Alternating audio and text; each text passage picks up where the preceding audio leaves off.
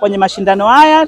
Tumeweza kutoa huduma za moyo kwa wanamichezo, ambapo wanamichezo hawa wanapimwa moyo bure pamoja na kupata elimu ya vifo vya ghafla kwa wanamichezo na dalili mbalimbali ambazo zinaweza kuwasababisha. Mpaka sasa tumeweza kuwapima wanamichezo na kuweza kugundua matatizo mbalimbali, lakini pia wengi wao tumewakuta wana ECG au mabadiliko ya umeme wa moyo ambao yanaendana na wanamichezo.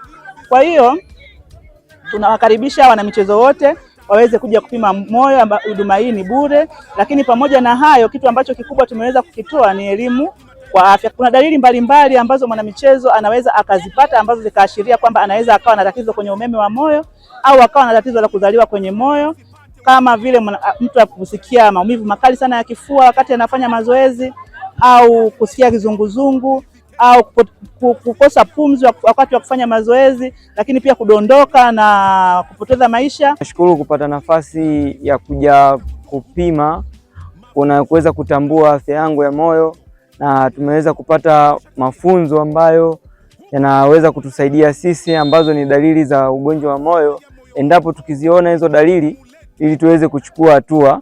Tunapenda kuwashukuru sana Jakaya Kikwete hospitali ya Dar es Salaam kwa kuja katika Chipkizi Cup 2025, maana wamekuwa ni msaada mkubwa sana kwa sisi wachezaji, kwa sababu ni changamoto nyingi tunazokutana nazo ya vifo viwanjani, wachezaji kutotambua afya yao ya moyo na kuweza kupelekea vifo.